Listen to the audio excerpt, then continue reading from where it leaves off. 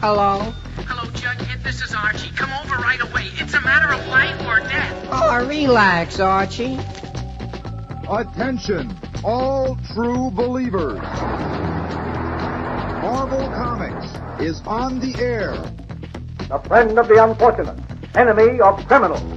In reality, Dan Garrett, a rookie patrolman, loved by everyone but suspected by none of being the Blue Beetle. Boys and girls, your attention, please.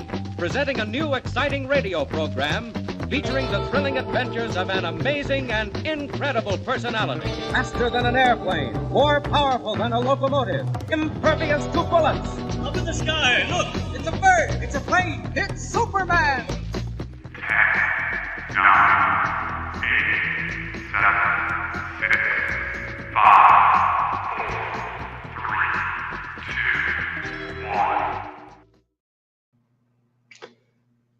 Hey everyone, and welcome to Order Up, the Final Order Cutoff Show. We have some incredible books that we're going to be talking about, all of which are on FOC this Monday, April 14th, along with an awesome special guest in the way of Aubrey Sitterson. You will never meet someone more excited to talk to you guys about comics. So tune in, because this is going to be a fast and amazing show.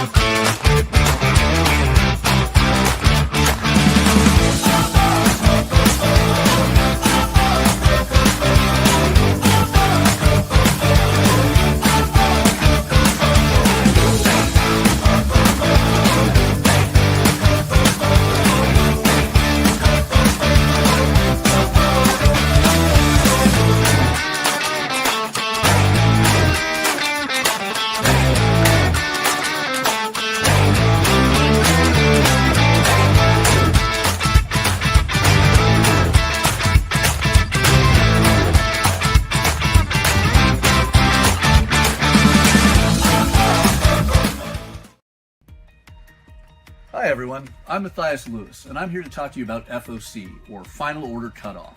It is the last chance that we, the comic retailers, have to finalize our orders for comics releasing roughly 3 to 6 weeks out from the Mondays we finalize our orders. We deal with this every Monday, but this is important to you, the consumer, because it is the perfect time to reach out to your local comic shop if you want any specific or guaranteed items.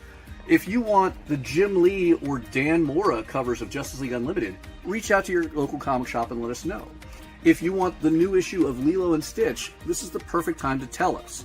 Because as long as you can get us the orders before Monday at 6 p.m. Pacific Standard Time, that will give your local comic shop retailer enough time to finalize that order, adding in whatever it is you want, so they can guarantee when it releases, we have a copy set aside waiting for you. So, always reach out to your local comic shop before 6 p.m. on Mondays with the comics you want. The sooner, the better, to guarantee they're waiting for you.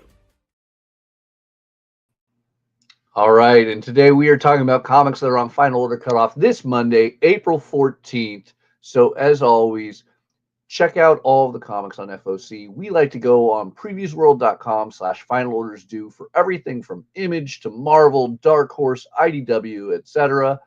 But if you want to check out your Mad Cave, your DC, you want a more in-depth look at Image, you can go to lunardistribution.com.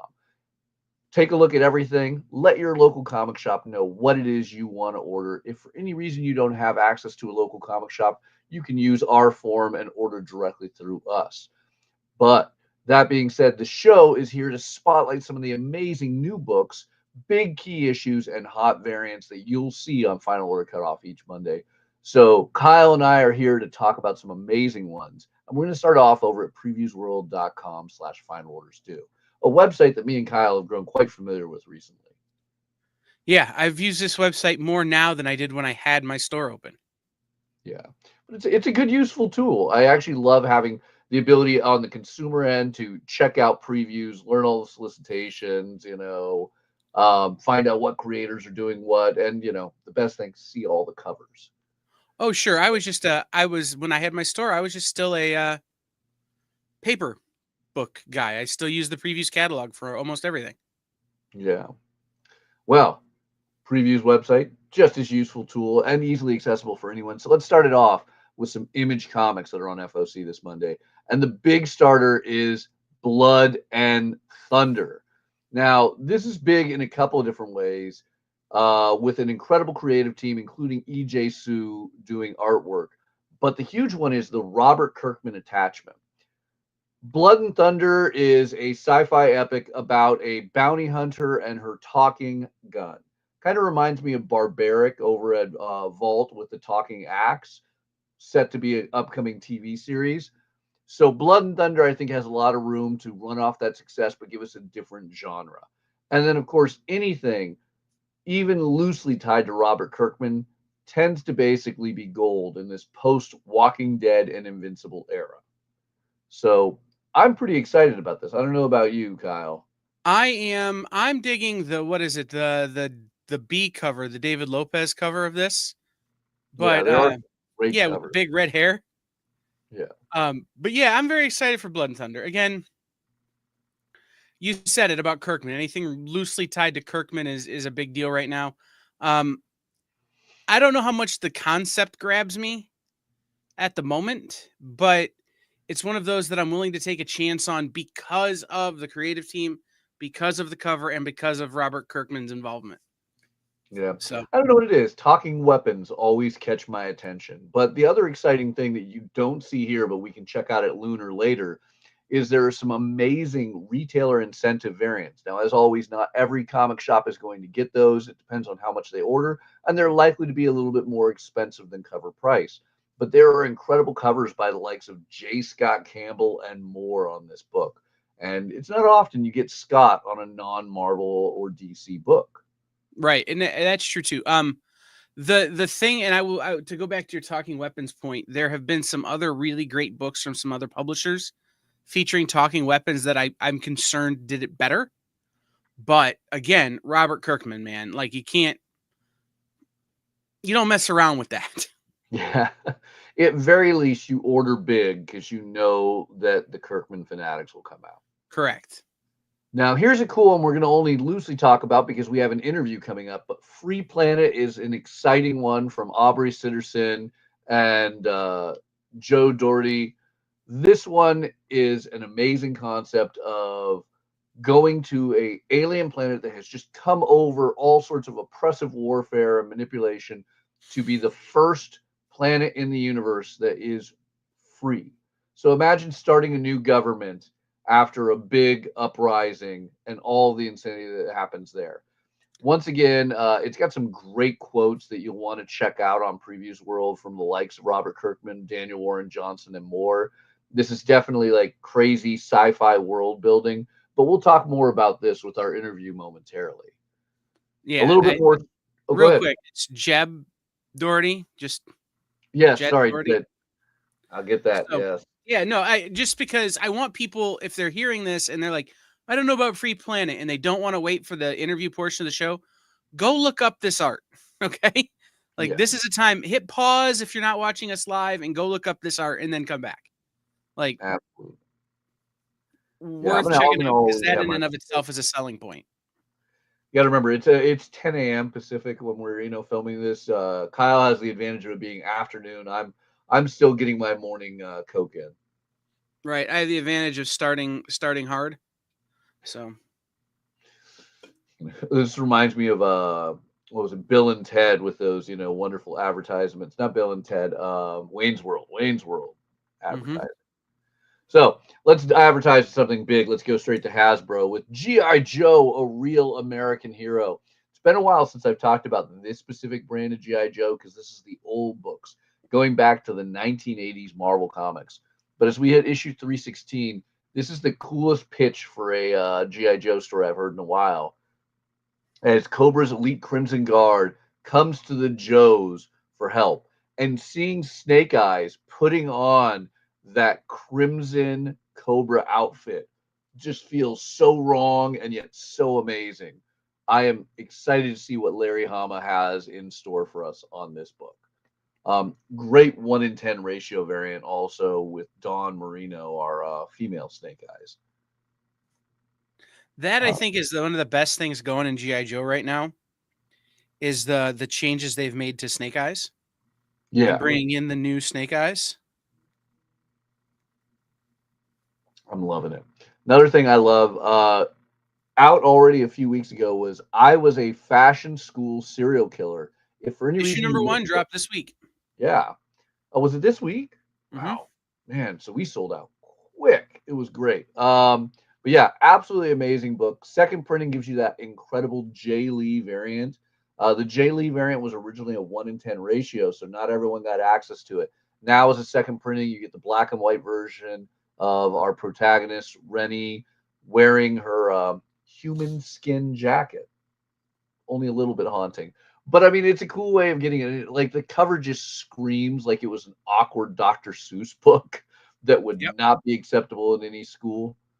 But yeah, I love this book. Doug Wagner and Daniel Hilliard are a great power team that always make me laugh with their insane, mature humor. If you missed out on this, let your local retailer know you want a copy. Another book that I think everyone's sleeping on, it's more than 2 years in, is Kaya. Kaya is an incredible book by Wes Craig, who you might remember from Deadly Class. It is epic fantasy adventure. It is great for all ages. And we are about to jump into a brand new story arc, which is supposed to be an easy jumping on point. If you haven't read any of the first 25 issues, Kaya is definitely something to pay attention to. I think this is a brilliant book. I'm pretty certain it was Eisner nominated. If not, as an Eisner judge, I can say we talked about it heavily. This is a fun one. I don't think there's much like this, to be honest. Normally, when you get those cool fantasy epics, it tends to be more mature, Conan, Red Sonja driven. This one's good. Like it has Avatar: The Last Airbender vibes. Yeah, this one is certainly an all ages version of that. Yeah. Real quick, I want to talk about Spawn Black Ritual Book of Nyx volume or number 2. This isn't even the best cover, but I'll get the the other cover is incredible. The other cover is like a sketch card that Tom Healy found at a Comic-Con and bought and licensed to make the cover of this book. Yes, that actually is the really cool thing about it. Was if you go back in time to our interview where we talked with Tom about the first issue of Book of Nyx when it was on FOC, he actually explained the origin of this. Yeah. So again, this is picking up after the first issue, which picks up after Spawn 183. We're learning about some of what happened between the time when Nyx appeared last in Spawn and when she became the Queen of Hell, and some of the stories that she goes through. So again, this was a really good book. Really cool art in it. And it has a character that I really am interested to see what happens with this new character they introduced in issue 1. If you haven't read issue 1 yet, because it came out last week, I want to give you some time. I don't want to spoil it too much, but make sure you check it out, give it a read, and then pick up issue 2. Make sure you get your orders in for issue 2, because I think a lot of shops missed this book because they're not jumping on sort of the ancillary Spawn universe titles. Well, and I know that I had a lot of customers at my shop come in and they were super excited with the new cover of, I want to say, Spawn 362, which featured Nyx as the Queen of Hell on the cover. I mean, Right. It's been a big thing over the last year of Spawn Comics is Nyx, this young magical ally of Al Simmons, is now the Queen of Hell. That's a crazy jump. So this is going to give you that background story on her. You really get to see her in her youth, see how she powered up and developed without it just overlapping old Spawn story. You're getting a lot of cool things that weren't in the main Spawn title. So I'm really excited about this one.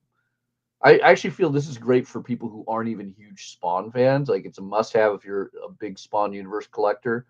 But this is a wonderful one if you just want a cool gothic witch story. So, solid way to go. Absolutely. All right. We also have the penultimate issue of The Moon is Following Us on FOC this weekend. Walking Dead continuing like regularly in color for Robert Kirkman fanatics. Before we get to our interview, I want to really quickly talk about Boom.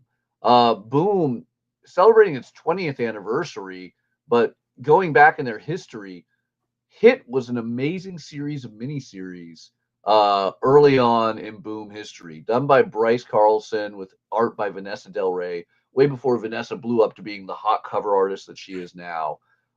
This was amazing pseudo crime noir detective story set in the 1950s of Los Angeles. I mean, Hit 1955 came out back in 2013, and its sequel, Hit 1957, was the 10th anniversary of Boom in 2015. So it's cool that we're just now finally getting a trade, but $20 for all 8 issues is a steal of a deal, a really great way to get it, because you're getting Vanessa's incredible artwork on every page. You'll likely have all of the extra back matter, which had some brilliant covers from Terry Dodson and the like.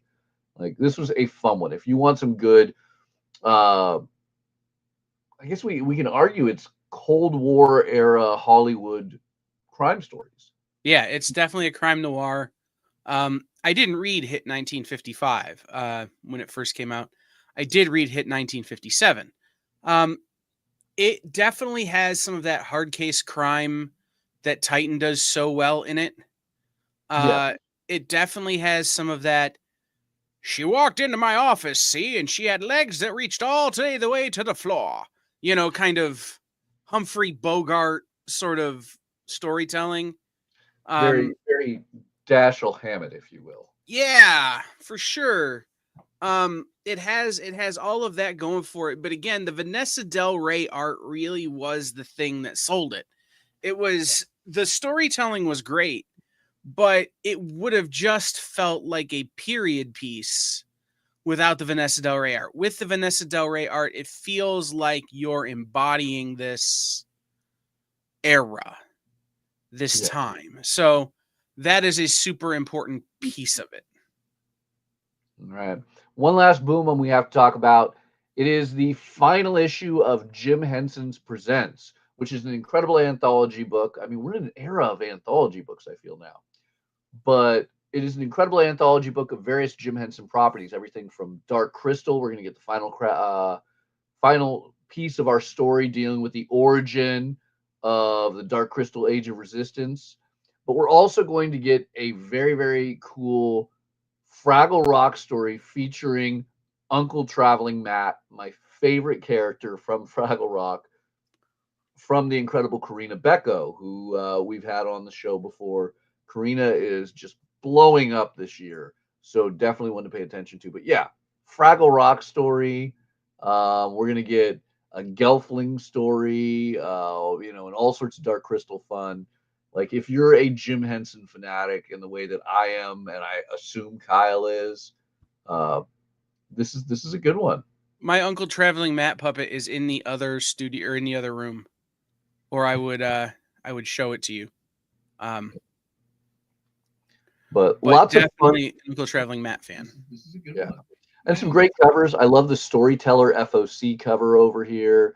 And then, the Labyrinthian meets Farscape cover that you get here with even some Zexy, Dark Crystal love.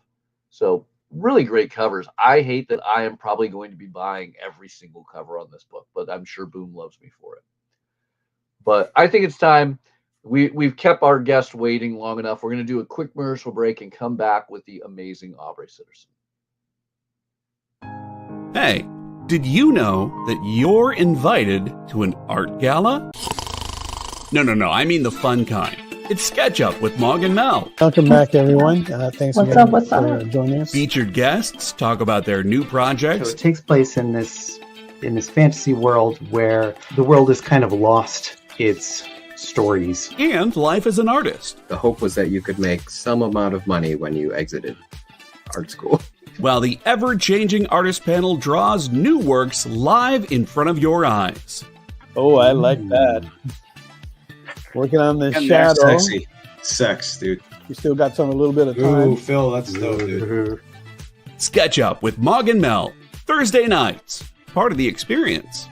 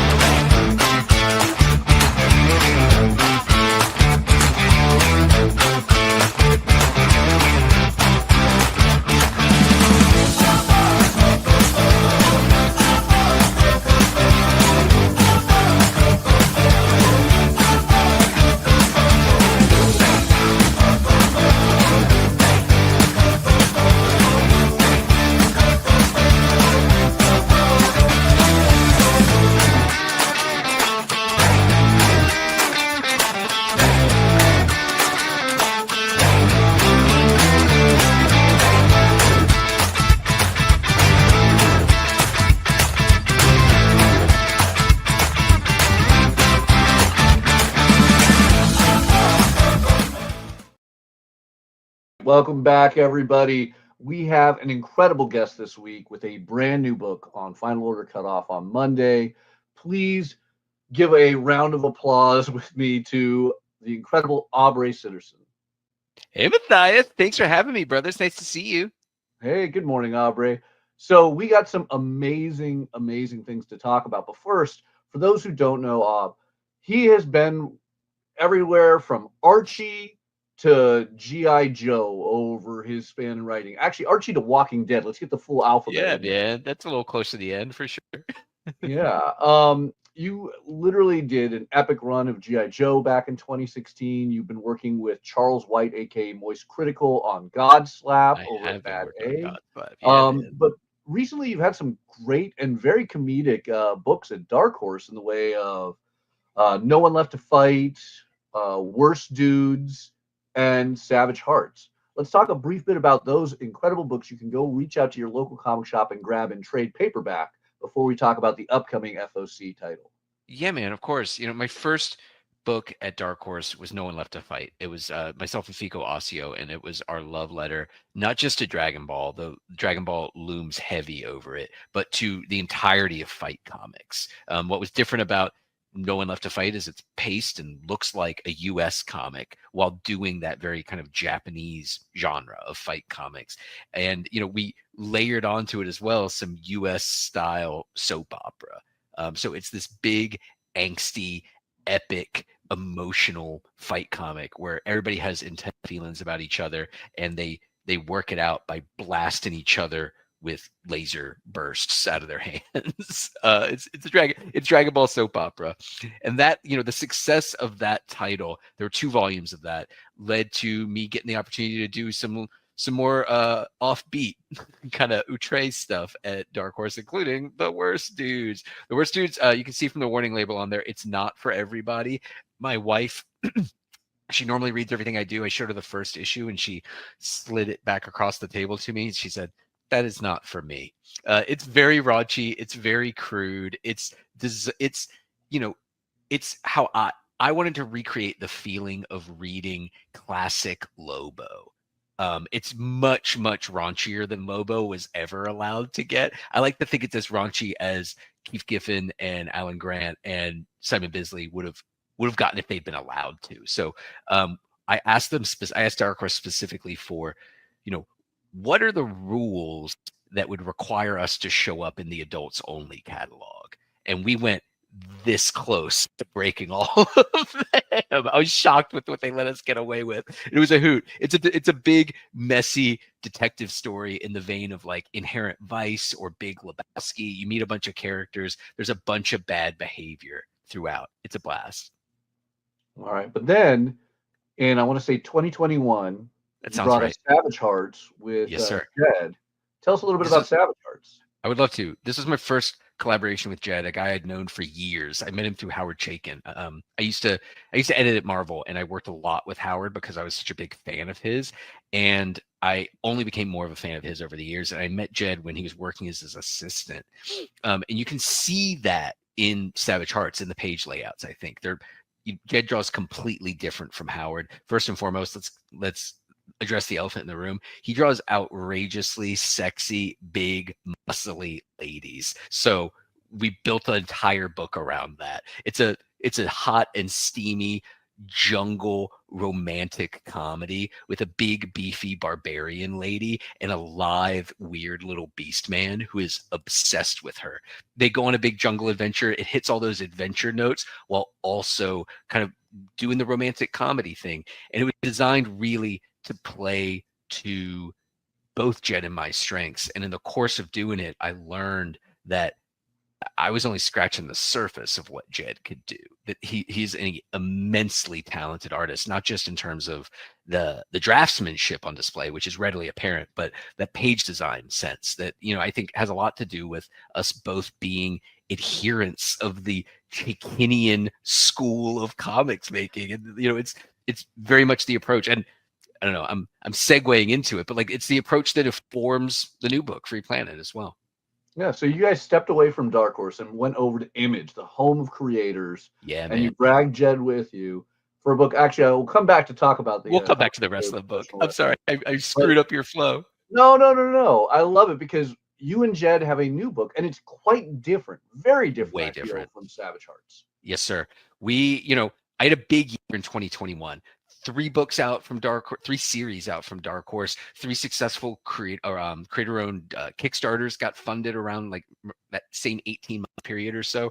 And, I was really proud of all the work, but I knew that coming up next, I wanted to do something different. I wanted to do something richer and more complex. I wasn't satisfied with kind of what I perceived as people maybe looking down their nose a little bit at the type of work I was doing because it was comedic. I mean, you mentioned it right up the bat. A lot of my work was known for being funny, for being really visual, always beautiful. I only work with the best artists. I'm very picky, but it wasn't really recognized as smart or cerebral or written. And Matthias, I took that personally. I got a chip on my shoulder about it. And so I went up on my mountain, and it's been a minute. It's 2025 now, so it's been 4 years, right? And I've been using that time to ideate not just a new story for Free Planet, but a new approach for how I do comics. Can I tell you what it's about? Yes. I mean, I can honestly say, having flipped through it, I will say you hit the cerebral level. It opens up almost like an 18th or early or mid 20th century, book that is going to start an entire new government style. So tell us a little bit about. Yes, sir. I would love to. It is a geopolitical space opera.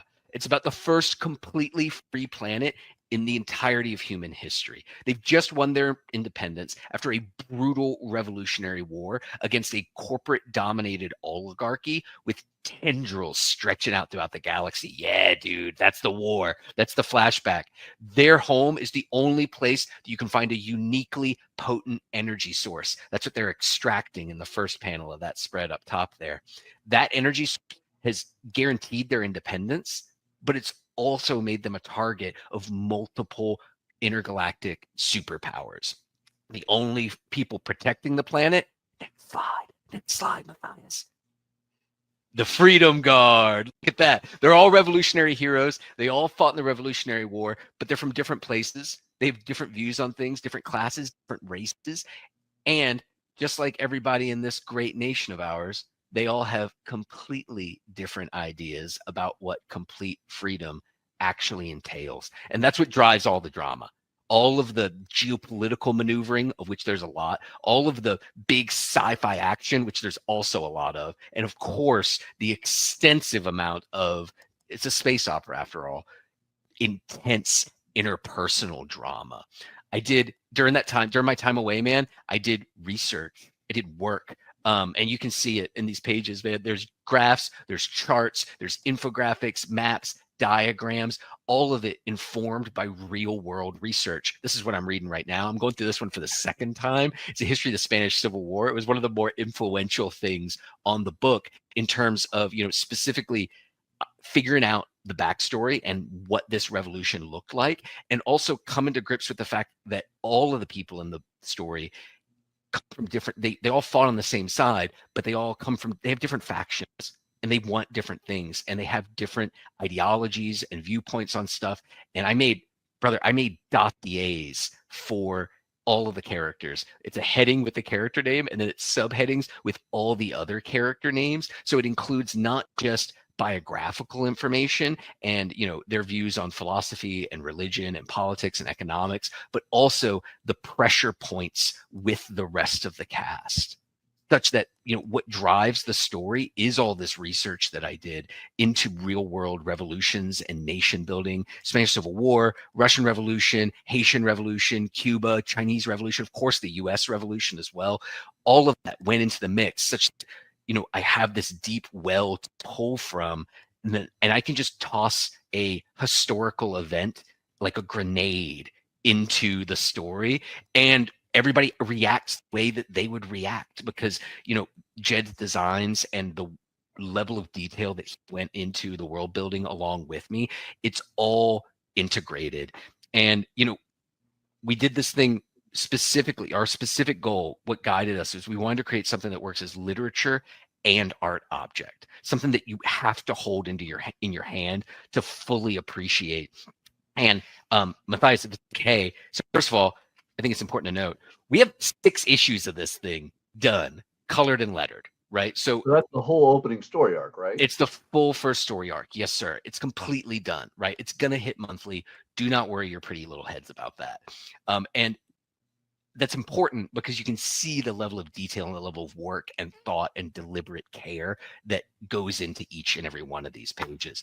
It starts, with this goal toward making something that's literature and art object, fitting in with this Chaykin approach to comics. It starts with me doing thumbnails. These are my thumbnails for issue 1. But here's the catch. A lot of writers will do thumbnails. And and I've done them in the past, but what's different here, I do these before I script. So I know what's going to generally be in an issue, but instead of just writing a script and saying 5 panels here, 4 panels there, sharing a formal page layout idea if I have it, I don't move on to the next scene until I have worked out and figured out a way that people will turn the page and be overwhelmed by the visual presentation. And that's the intent, for it to be overwhelming, for it to be something you want to live within and spend some time with, read slowly, and maybe even come back to. It's only 20 pages, but you're going to get your money's worth. There's not another, it's dense, man. There's a lot on the page and it's designed that way.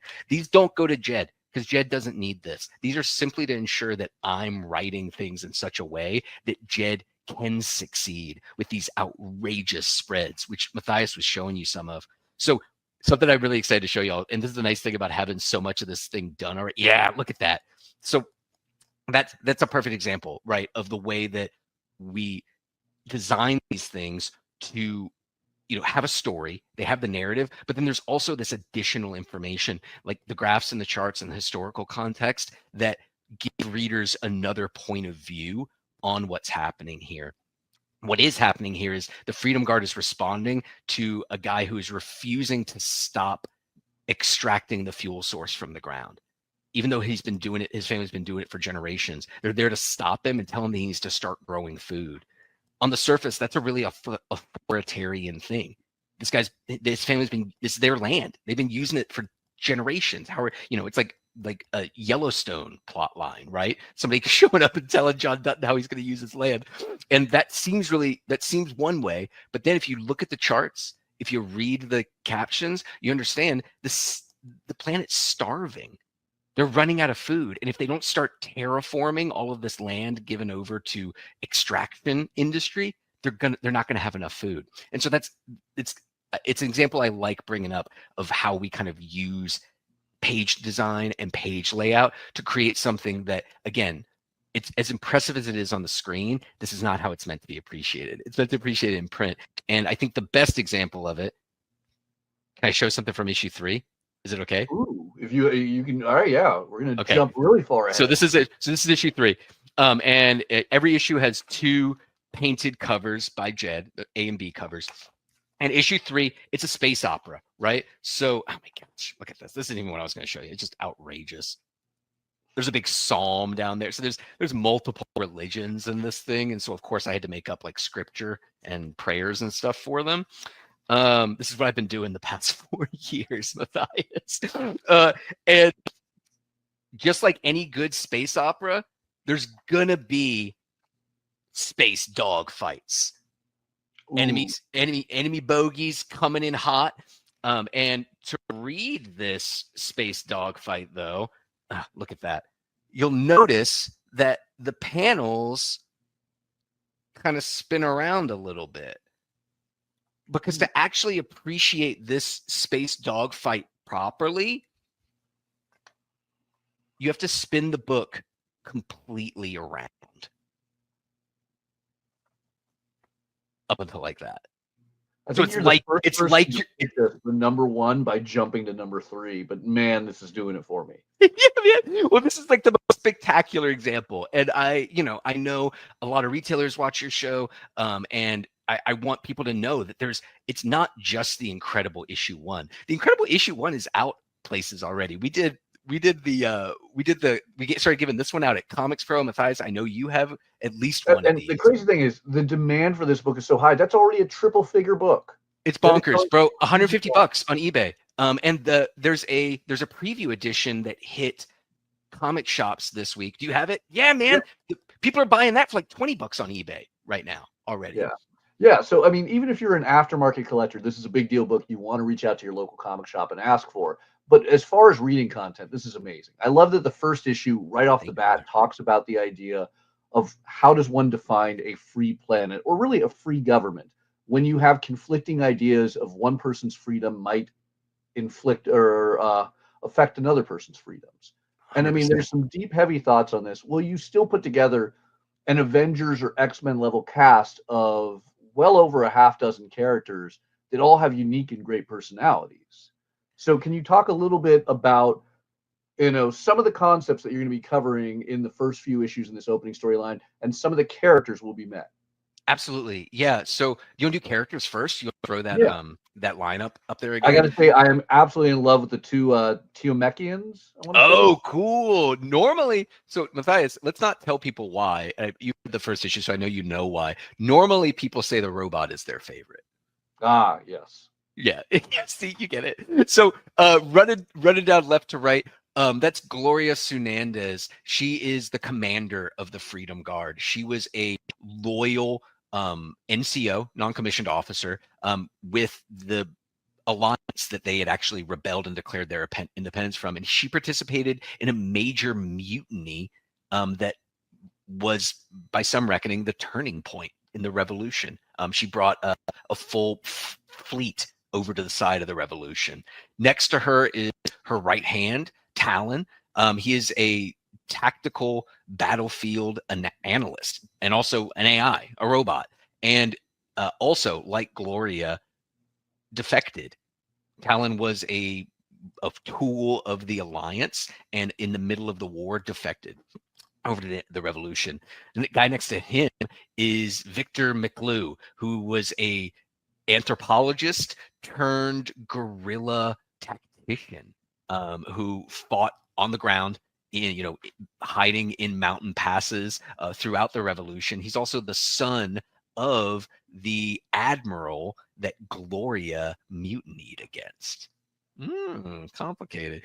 Keen Sirocco, he's the blue guy. He's an indigenous person from the planet where all this takes place, and his blood brothers with Victor, and brought his united Sirocco tribe into the Revolutionary Coalition, which is a major turning point as well. Again, we covered this earlier. If you got Jedra on your book, you need a big muscular lady. It's just a requirement. She's our science officer. She is doing specifically work on that unique energy source that gets pulled out of the ground. The big battle suit behind her, that's her husband, Basil.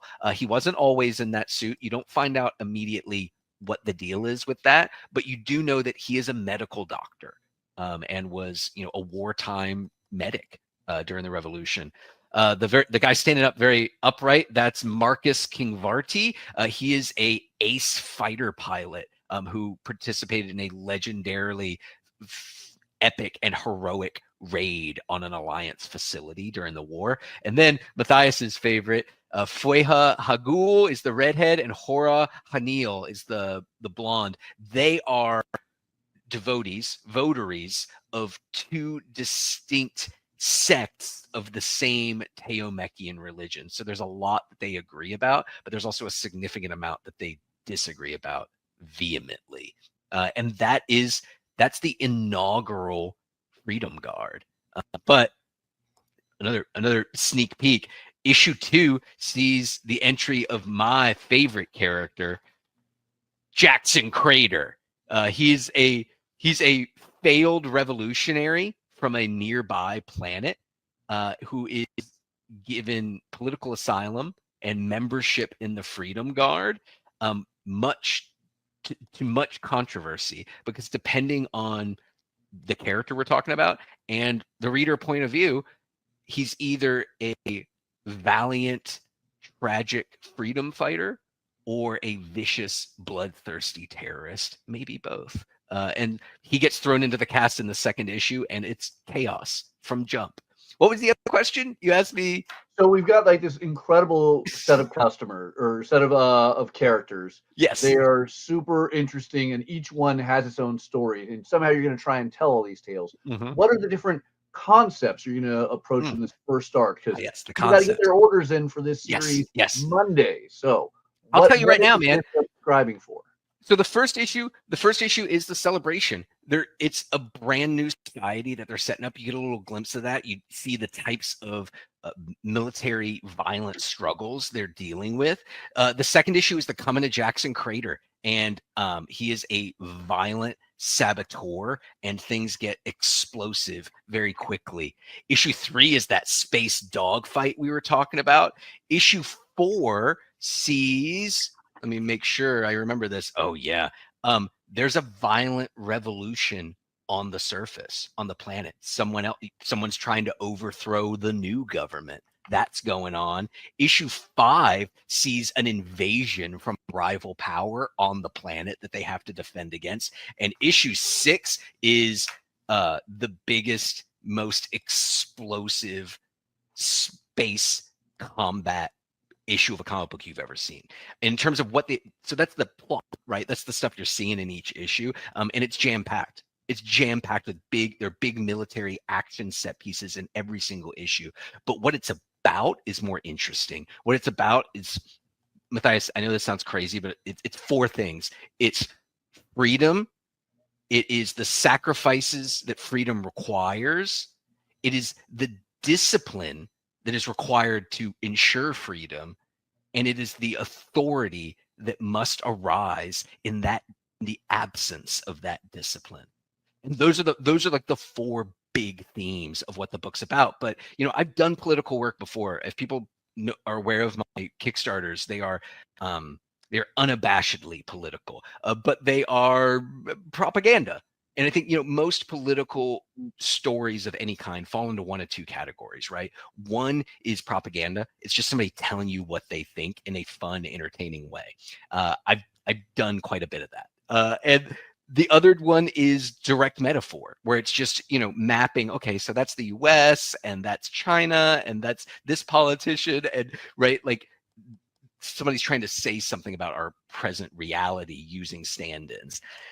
We didn't want to do either of that. Free Planet's something different. Free Planet is about politics, but it's not direct metaphor. It's not even propaganda. We're not trying to tell you the way things are or the way things should be. It's an exploration of the nature of politics and how it intersects with all the things that, like we've kind of alluded to, religion, economics, cultural issues, all of it, right? Geopolitical stuff, and how it all comes together to make a really combustible stew. I love it. So, I mean, not only a very cerebral comic, but as you said, there's the dogfighting, there's the sci-fi aspects, there is everything that you can love from Star Wars to Dune in here, with a little bit of the West Wing and, some... Robert Kirkman says that it's rich, intricate world building that is equal parts Dune, Claremont, and Saga. And who are we to argue with Robert Kirkman? He is pretty much the top of this field. We'd be fools to. All right, so this FOC's on this Monday, so make sure you reach out to your local comic shop as soon as you get a chance. Let them know you want this incredible new Image comic, Free Planet. It looks like it's not going to be missing a single release date. You guys already have the first storyline done. How long do you think this is going to run? In an ideal world, an ideal planet, if you will, how long would you have this running? In an ideal world, Matthias, the length of Free Planet would be measured not in issues, but in feet. I want a full bookshelf of this thing. I want it to run forever. Honestly, that's my dream. Truthfully, my dream is that Free Planet as a series keeps on running, and always me and Jed. I can't imagine doing the Free Planet main series with anybody else, but Jed's going to need some time to catch up. My dream is that, we've created this huge universe with all these characters, all these different societies and planets. I would love to do other stuff, living in that universe, continue to flesh it out, and continue the main Free Planet series going. We've got the first 12 mapped out specifically, granularly, and we have big arc layout for the second 12, and then beyond that we have kind of general ideas until the big ending, and we know where it ends. But we've got a lot of stuff we would love to fit in between those 2 points. All right. So the final pitch to everyone. Use that quick. You got like 30 seconds. You're at the register. You're the retailer in this scenario. You're trying to pitch to somebody who comes in. It's like, I'm looking for a new comic. Is this any good? What's the quick pitch on Free Planet? Free Planet is the new epic Image sci-fi series. There's a long tradition of these things, and Free Planet's carrying it on. It is the intense, complex future history of East of West meets the intense interpersonal space opera of Saga. It's both of those things, but more. It's different. It's different than, look at it. That's what I would say if I was a retailer. Look at this thing, flip through it. There aren't other comics on the rack like this. This isn't something to be read and filed away, read and forget about. It's to be something to be read slowly, to be savored, to ruminate on, to come back to in future issues, because it's that complex. It's not a quick read. It's not designed to be one, but I challenge you to find a better value for your $4 than these 20 pages, because the care, the deliberate care, the thought, the consideration that went into it was immense. This is artisanal comics. It's not assembly line comics. It's something else, man. It's a different approach to doing comics, and you need it. Look at it. I would end with look at it, because Jed's artwork is bananas. It speaks for itself. I love it. I mean, you don't get to hear anybody talk about comics that way. This is super exciting. So this is the only way I talk about comics. There it is. Yeah. Anybody who wants more of Aubrey, where can we track you down? Where can we learn more? I'm all over social media. There's only one Aubrey Sitterson. I'm easy to Google. I'm easy to find on those things. But where I'm most active is my Substack.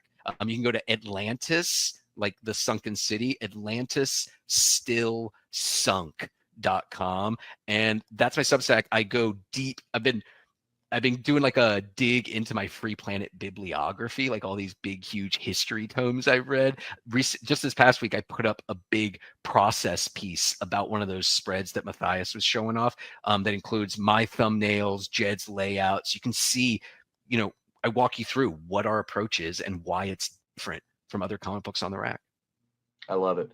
All right, everyone. Free Planet on FOC this Monday. Make sure you get your orders to your local comic shop as soon as you can, so they can guarantee that they get enough copies for you. And you don't want to read it digitally. You don't want to be stuck reading this thing digitally. It's actively hostile to digital reading. Yeah, Matthias has got you. All right. Thank you so much for joining us today, Aubrey. It's my pleasure. Back after a short commercial break with more comics on Final Order Cut Off this Monday. Thank you, Aubrey. According to a statistic that I just made up, people spend 4 hours a day changing the television channel. People who watch The Experience don't do that. Save yourself a ton of time by tuning into The Experience and enjoying our new original programming 7 days a week. And then tell your friends. Think about the money they could save on batteries in the remote alone just by tuning into The Experience. Find out more by scanning the QR code below.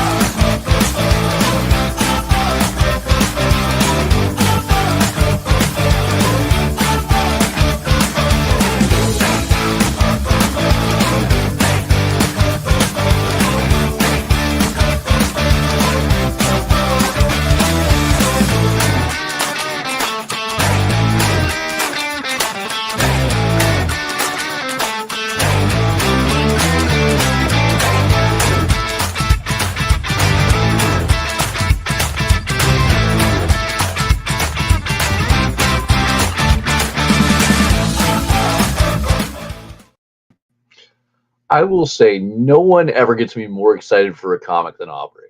Right? Like, I mean, I've read the book and I want to reread it right now. Right. Like, that was infectious. Like, I don't know that people fully understand how amped Aubrey is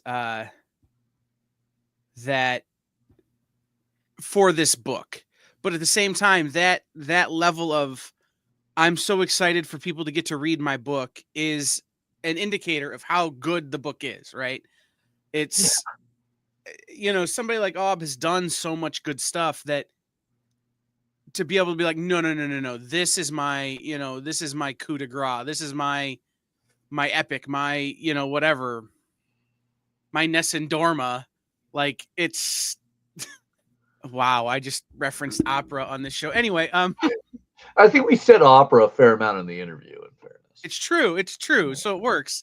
But it's for somebody to come on with that level of is super important, and it really does. Like I told you last night that Ob's selling of the book has put me deeper into my order, and knowing that Ob was coming on and doing the research on it, like I upped my order. And now he's talked about it, and I probably got to up my order again. The more he talks, the more you will order. Right, and that's kind of the problem with this show for me sometimes, homie. But is it's so again very excited for Free Planet and for Aubrey and Jeb. I think it's a really great idea and concept. It's a unique concept. So I'm interested to see how it goes. I'm interested to see where it goes. Yeah, I'm excited, and I love the idea that we're not going to have to worry about delays, that we're just going to get issue after issue because he is that far ahead. He knows how to keep it. I mean, former editor, he knows how to keep that going. But right, and they took 4 years to make it, right? So like, you got some time. Like, so now they could take 6 months at least to work on the next volume. Like that gives you some time to get the next volume done, and if you do some spin-off stories, that gives you more time, and having a plan matters, comic creators. All right. Well, on that note, let's talk about the publishing company that never has a plan. They just throw out a million amazing books, and lucky, that the Stan Lee Foundation holds true. Let's take a deep breath and discuss Marvel Comics that are on final order cutoff this Monday, April 14th. And we're going to start it off with a book that has already been out, but getting a lot of attention. It's all new Venom number 5. Sorry for the spoiler on the cover, guys. You know who Venom is? It's Mary Jane. Everyone you thought it was, total red herring, throw it out the window. It's MJ. And boy, did we hit the jackpot on that. So here's the fun one. There are 2 covers on this second printing. We'll be talking about the other cover in our top 10, and I'll explain why when we get to that. But this was obviously a big one. We had to finalize our orders for All New Venom number 6 last week. So in case you're missing it, All New Venom number 5, second printing. Big one right there. This book's getting a lot of heat because a lot of people don't agree with this symbiote inhabitation. But I think they're mistaken. I think this is a good plan. I think this is an interesting concept. But I think, guys, the mistake we're making as fans of comics, if we're going, it shouldn't be MJ, is give them some damn time. Yeah, I mean, we had the FOC issue number 6 last week, which gives us the origin of how Mary Jane became Venom. Right. I'm excited about that issue. Like, look, did I think this was going to be Mary Jane? God, no. I was certain it was Luke Cage, but I was wrong. I thought it was going to be Spawn, but it's again, it's one of those things that, like, y'all, this has happened time and time again with Marvel books where they do something different, they do something unique, they try something, and before they have a chance to develop it, before they have a chance to tell the story, we start jumping up and down, screaming "No!" like little children. Oh yeah. Okay. I'm going to be doing the same. Let them work. That topic in about 2 books. We will be doing a very similar topic on that in 2 books. So, Kyle, get ready. We'll have that rant twice. I could do that rant every day if I need to. Yeah. Before that, Daredevil fans, if you've been loving the new Daredevil season on Disney Plus, you're likely finally familiar with Muse if you weren't already. Daredevil Unleash Hell has its final issue on FOC with the new female Muse. So if you're really digging that Disney Plus and you're like, man, I wish I would have had more of Charles Soule's incredible villain, don't worry. Erica Schultz, unrelated and completely different last name. It just sounds similar. has you covered with the final issue of this polybagged mature comic. Every time they talk about Muse, I think, man, they made a mistake not having it be played by Jason Muse. You know, I'd watch that. I mean, Yeah, so would I. I'm just saying it wouldn't be good, but I'd watch it. Yeah. Kevin Smith was in the first Daredevil movie. We could have Jason Muse in the new Daredevil. Kevin Smith has written Daredevil. Years. Maybe he could we could gender swap the new Muse 2 for season 2 of Born Again. No. All right. But here's one that's been getting a lot of attention. I obviously have to really quickly point out the second printings of Deadpool Kills the Marvel U one last time, because it's never just one last time. We got a second printing. But right, one and you know he'll kill the Marvel U again. Like, let's be real, they can't stop killing the Marvel Universe. Yeah, Deadpool Kills the Marvel Universe for the 538th time as we make our way to 616, Part 7. But you yes. know what? If they stopped at Marvel killed the Marvel, or if Deadpool killed the Marvel Universe 616 times, I guess I could live with that, because at least it would itch that part of my brain that's like, that's funny. But my God, we need to stop killing the Marvel Universe. I don't know. It's Cullen Bunn. I'm going to do it every time. It's fair. All right. Here's the big one.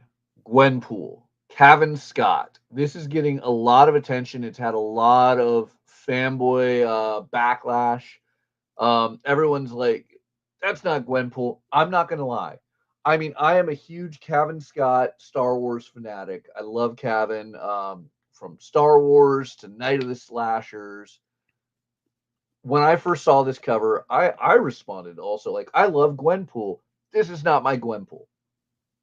I have not read this Gwenpool series yet, but of course, I'm a part of Cavan Scott's, fan base, so I get his Substack, I read his interviews, and I want to point out, my initial thoughts was a bad reaction. This is not Gwenpool on the cover. You're right, because it's not Gwenpool. This is the villain of the series, as Gwendolyn Poole will return to fight a evil Gwen Stacy that is back from the dead. Is it the Gwen Stacy we knew? Is it not? There's a lot in there that's on there. But I can tell you, Cavan has shown that he is a fan of Gwenpool. He has reread everything. The original comics that Gwendolyn Poole appeared in, the web series, all West Coast Avengers. We're getting Jeff the Landshark back. So you big Marvel Rivals fans, we're getting Jeff the Landshark in a new comic. So I'm excited. I'm going to trust that Cavan has always been a fan. He has never steered me wrong on his comics before. So if you're jumping to the reaction that this is not your Gwenpool, you're right. It's not your Gwenpool on the cover. That's the villain. If you want a Gwenpool cover, you need to get the Ji Young Lee or the Todd Knock variants. Yeah, I think that. But why would you want those covers when that first one was so dope? Yeah. And I mean, one of these covers is even in our top 10, so we'll have to discuss that momentarily. But yeah, I'm excited about this, and I love the Tombstone cover too. To give a the Gurihiru cover, where it's the villain tearing up the Gwenpool comics. Yeah, is one that I'm going to have to go back and order. That was not on my list originally. That I'm going to have to add. Yeah, I love. There's a theme of Tombstone covers at Marvel. Also, I want to point out this week, so we'll have to talk about that. A lot of great continuing series as always. Marvel knows real fast. Immortal Thor. The Alex Ross Timeless with the Madonna bra. Look, this was a Thor that I thought needed more time before we all started jumping up and down screaming, "No, Thor's a guy." But Alex Ross doing it maybe would have saved that book. So yeah, was that Valkyrie? I believe on that. Yeah, that's technically Valkyrie now. But yeah, that's Alex Ross with the Madonna bra is super interesting, super cool. Yeah, I'll have a signed copy. Of course, there's One World Under Doom. A lot of great covers on there. I mean, Doomasaur has definitely been on my number one love of Fantastic Four villains since Ryan North created them. But One World Under Doom, getting us all ready for the upcoming Avengers, Doomsday, and the upcoming Fantastic Four movie later this year. Big one for me is Star Wars Jedi Knights, because I cannot ever get enough of Qui-Gon Jinn. with the end of the Obi-Wan Disney Plus series, I'm hoping we get more Qui-Gon. Mark Guggenheim is bringing it to us with a story that has Qui-Gon and Obi-Wan fighting giant kaiju-sized monster to save Senator Bail Organa. Yes, Leia's daddy, not literal daddy. I guess that's Darth Vader, but what do we call that? That's guardian. Yeah. Stepdaddy? No, not stepdad. I don't know what you would Adoptive call father. Adopted father. There we go. That's what it is. We need to stop calling people daddy. Do we? That's a whole other podcast. We got to talk about that one. Yeah, no, my take on this is I thought me and Qui-Gon Jinn could talk the Federation into maybe cutting them a little slack. Wow, actually, there's the podcast we need. It's just Kyle singing Weird Al. The first band I was ever in was a Weird Al tribute band. I didn't know that. We were in middle school. People come here for comics on Final Order Cutoff. They stay here for Kyle facts. The other one real fast, if you scroll up to Thunderbolts Doomstrike #4, again, the Alex Ross Timeless with Monica Rambeau there on the cover. Again, that's just a beautiful Alex Ross painting. I love these Alex Ross Timeless variants because they are, in my opinion, art museum quality representations of our comic book characters that we love. Yeah.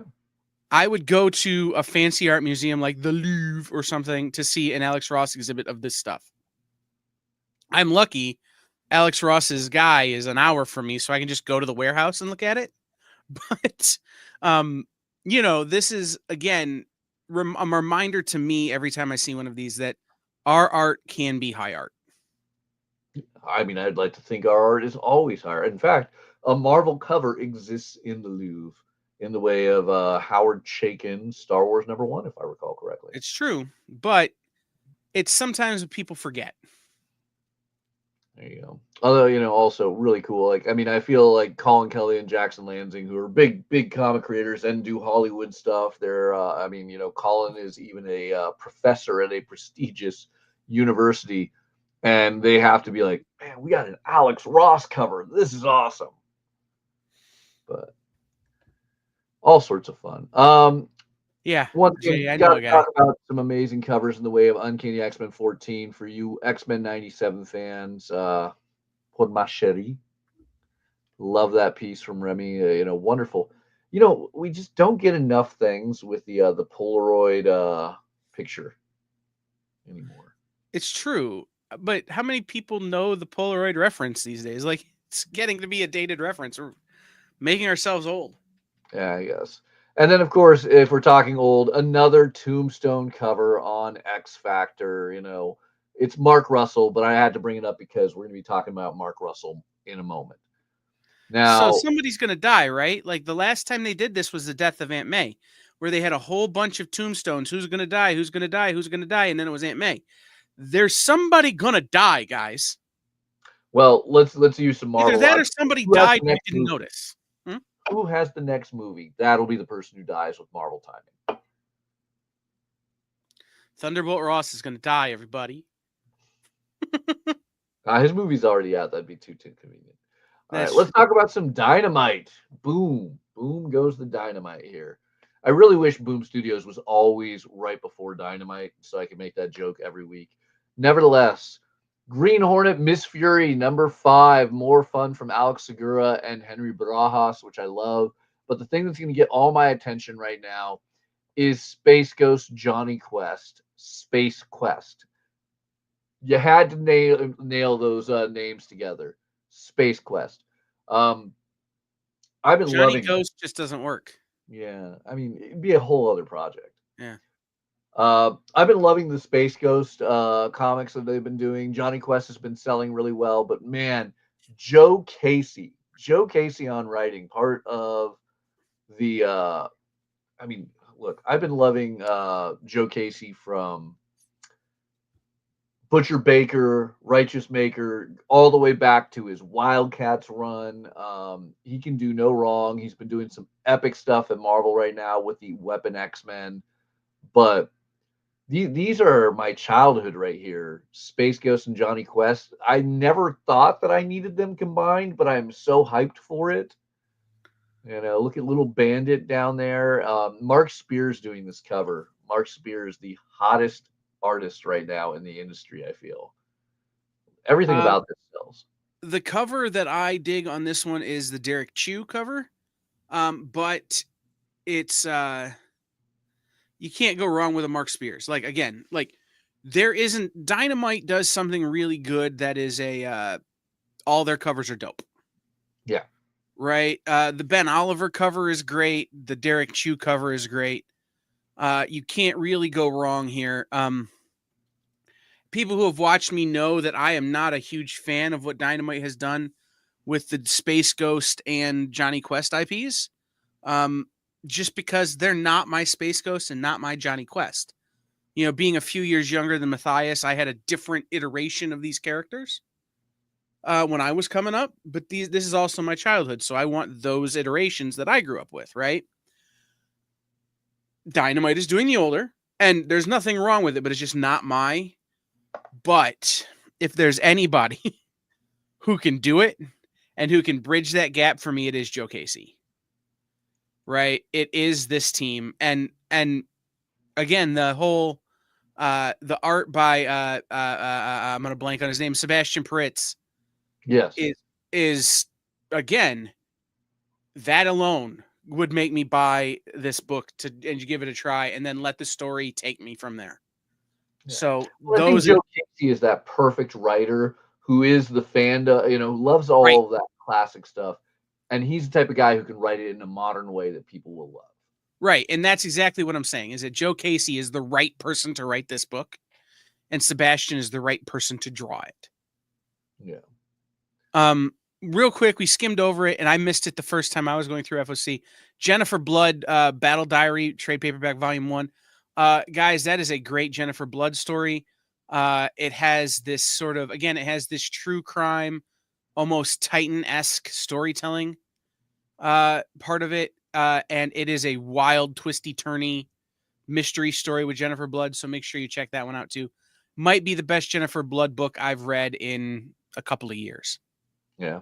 On that same note, we're talking about trades and hardcovers from Dynamite. Vampirella Archives. Many of us can't afford those original Vampirella magazines from the 60s and the early 70s. This is a cool way to get it in a very affordable $35 trade paperback. I already own this archive edition in hardcover, so I can tell you firsthand it is an amazing way to do that, because even though I own some of those Vampirellas, I know they're falling apart every time I pull them out of the bag and board. So this is a cool way to read it, and now as a soft cover, even more affordable. First 7 issues of Vampirella magazine, stretching back from 1969 through 1970. So all sorts of fun there. So let's dive into some other classic, awesome indie books. One of the big ones, Adventure Time, continuing on. Wynn and Ballard did a great job with this. I am loving it. It feels like the Adventure Time cartoon is still going, which technically it is under production for new episodes. But it's like opening the Enchiridion again. Finn and Jake, all sorts of fun. Yeah. I just sent issue 1 to my nephew, who is just discovering Adventure Time for the first time, and he loved issue 1 of this series, as did I. So super exciting to have new stories from there. Hey, Matthias. I missed another book when we were getting ready, but you're going to talk about Betty and Veronica first. Of course, I got to talk about Betty and Veronica. So hold on really quick. Because if we're talking about discovering things, we can discover Adventure Time all you want, but discovering Betty and Veronica is always a classic one, especially when the jokes land in a whole new flavor in the modern day. Because, all right, this is the reason you're getting this facsimile is because it's the first appearance of Cheryl Blossom, who has her own live-action TV series, or had. I don't know if it's still going. One way or another, though, iconic Archie Riverdale character. But you got to love this cover, because it lands so differently in an era of legalized pot. It's true. Kyle's reading it right now. Yeah, no, it's true. But I'm trying to think of there's something else in this issue that is relevant beyond Cherry Blossom. But I can't for the life of me remember what it is, and it's I'll be honest, frankly, it's pissing me off because I should know this. Archie is my jam. I mean, hell, I have Jughead original pages right behind my head every time I'm on the air. So there's something else here, guys, that's worth note, but I can't for life of me remember what it is. It might just be one of those pages where clearly this is supposed to be sexual, but they're playing it off like it's not. But I just don't. Again, I'm blanking on it, and I don't have my copy right here to pull up. So, I always wonder with those things how much were there a group of people in the Archie bullpen that were just ribbing each other, making these jokes, or was it honestly it was a different time, a more innocent era, and they were pervs. Archie was totally just beating off those guys at the beach to get to his gal Friday in the way of Veronica. Really? That's the joke you're gonna make? All right. That was, there's so many Archie jokes over the years. I mean, we can even go back to those classic Batman issues, but all ages show. Let's keep it keep the pre-orders coming to your local comic shop with the amazing comics that you want. If you want to get the first appearance of Cheryl Blossom at a far more affordable $4 price tag, this is the book to order a facsimile of. But what was it you wanted to talk about on the indie books? Grim Fairy Tales, Tales of Terror #5, particularly the Josh Burns cover. Ooh, yes, that is an amazing one. But this is, I forgot that this was a thing that was happening. This is a new addition to the Grim Fairy Tales universe in terms of the Hat Man. Yeah. Which is a mythos that I just learned about not that long ago. Similarly to the Black-Eyed Kids that, Joe Pruitt wrote about at Aftershock. This is some of that American mythology, that maybe is a little bit unknown to a lot of folks. So again, the Hat Man. Yeah, the Hat Man is a very interesting concept that, again, maybe do some research on before you pick up this book.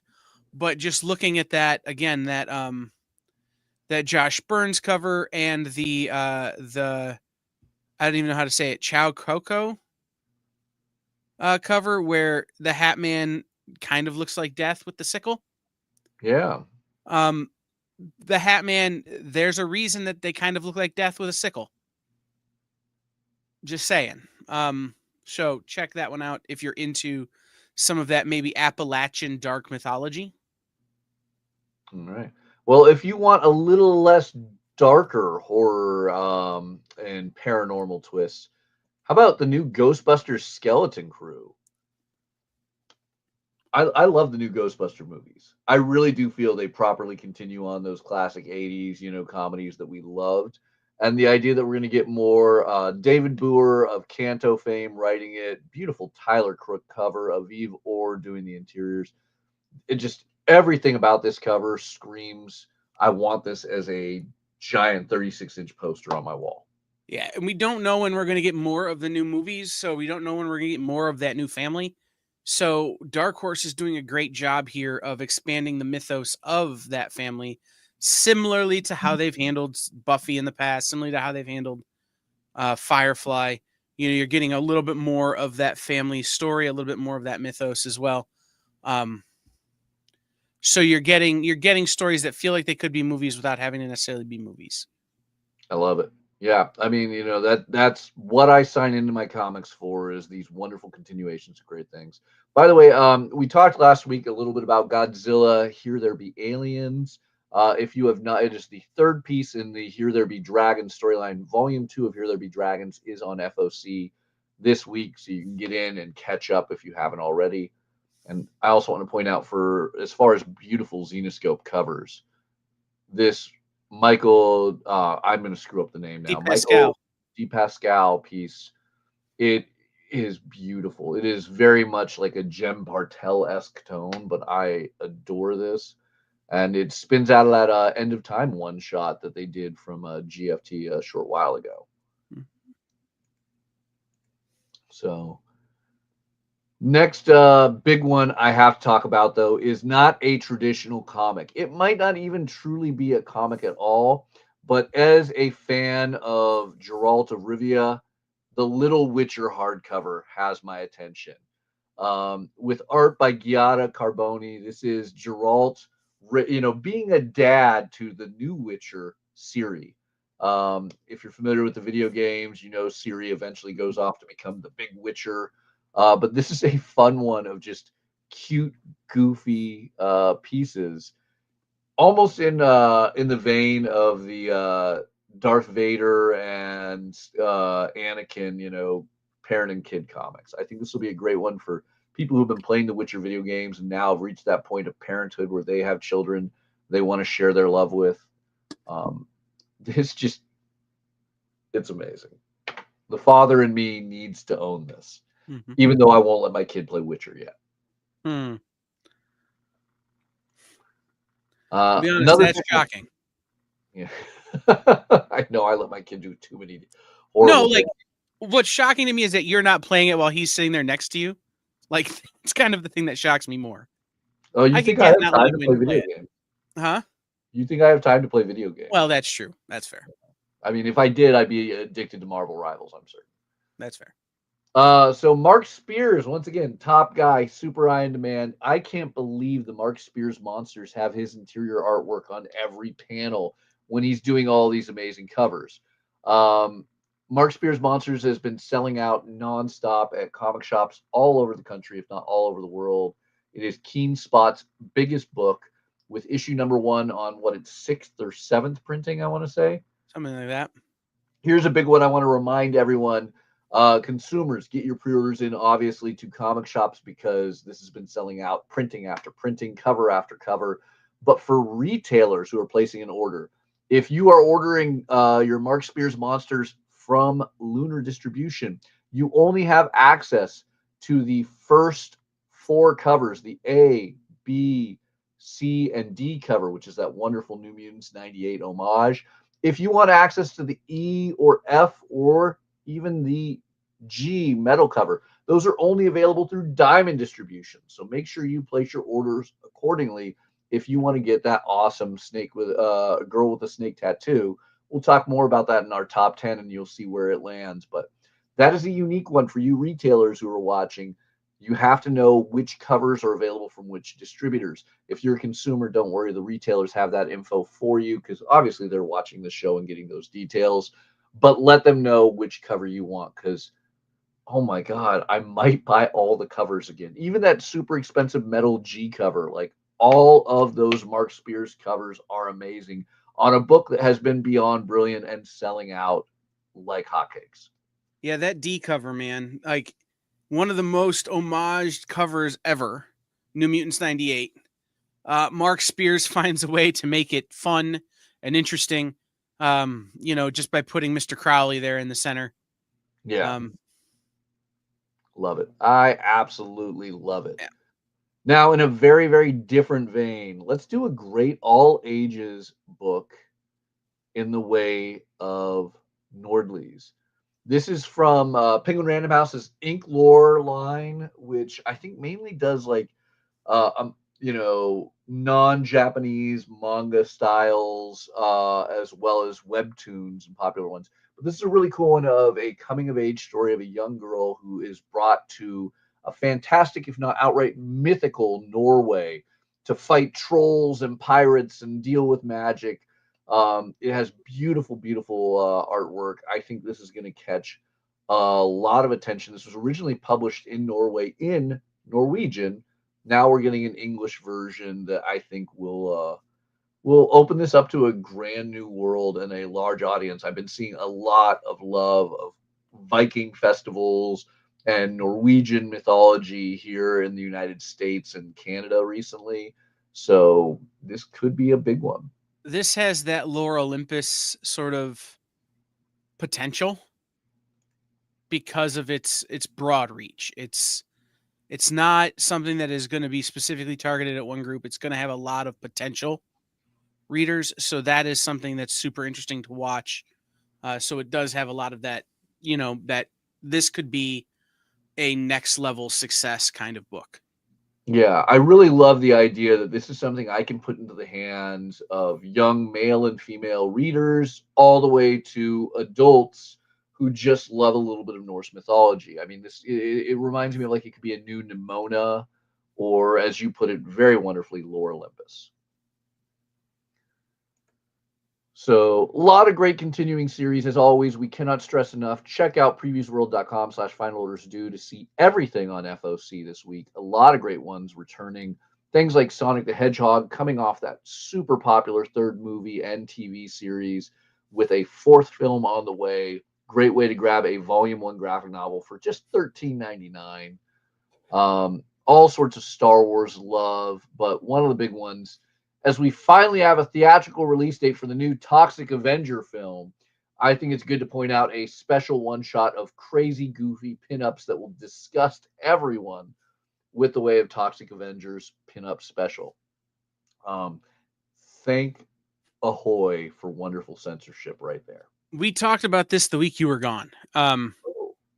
Yeah, no, I am very excited for this. I love the idea of Toxie being a pinup. Lloyd Kaufman is one of the favorite people I've got to meet on the con circuit. So the A cover here is pretty great. There is a Virgin B cover that is super funny too. It's the same cover, it just doesn't have all the trade dress. And it comes with a trading card. And it does come with a trading card. Again, this is not when we talked earlier about comics being high art. This is maybe not the highest form of high art because it is Toxic Avenger, but this is going to be one of those great books that you pick up and you just turn your brain off and you enjoy and you don't think too hard. Yeah. And I mean, it's not just simply pinup art. There is story involved. I mean, it's very, very Troma-esque. Well, I mean, of course it has to be. It's from Troma. But yeah, lots of fun to have there. Other ones worth putting on the note, Trans History, Ancient Times to Present Day. Really cool Candlewick Press book that is going to be very educational in a time period where a lot of requests for new trans attention-based works is out there. Obviously, Vatican City from Dark Horse, issue number 1, flew off shelves. Mark Miller doing Vampires versus the Vatican. Let's see the Pope with a good steak there. If you liked Vatican City number 1 and you haven't read the Devil That Wears My Face from Mad Cave, check that one out as well. Well, speaking of Mad Cave, let's pop over to lunardistribution.com where you will find your Mad Cave DC and other items. You're going to go to a website that looks much like this. You'll scroll down a bit to upcoming FOC. Make sure you're clicking on the right date. This is for April 14th, that upcoming Monday, with all these great FOC titles. And we're going to start it off with some absolute Green Lantern. Al Ewing kicked butt with that first issue. It was amazing. Now, Judgment Day comes to Earth in the way of Abin Sur, not the name you'd expect to hear there, but also you wouldn't have expected Hal Jordan to be wielding the Black Hand. Man, that was an exciting first issue. I didn't think I was going to dig it the way that I did. I mean, we talked about it at FOC. I had read it then, and I was like, I want to not be reading all the Absolute books, and they just keep dragging me in by the very Black Hand of Hal Jordan. So I have this vivid memory of, I don't know, I'm 22, 23 years old, and I've got my cousin and all of his, You're so youthful. Yeah. Well, I had my cousin and all of his little buddies were like middle schoolers, right? And they're sitting around and they wanted to know about comic books. And I started telling them about the Black Hand. And so when I read issue 1, I immediately texted my cousin Jonathan going, hey, tell all the boys to go out and pick up Absolute Green Lantern, because they're all still comics readers. Like there was a night we had like a teen church lock-in or whatever, and we sat for 5 hours just reading and talking comics. So they're all still comic readers. They all still have pull lists around the country. And I've heard from several of them that they went out and got Absolute Green Lantern because of the Black Hand. I love it. Yeah, it's a good book. I cannot wait for more. Just like with Absolute Superman, that one's really pulling away. It was a slow start, but I think that one's really amazing. Obviously, you get a bit of Brainiac with the Absolute Brainiac in issue number 7.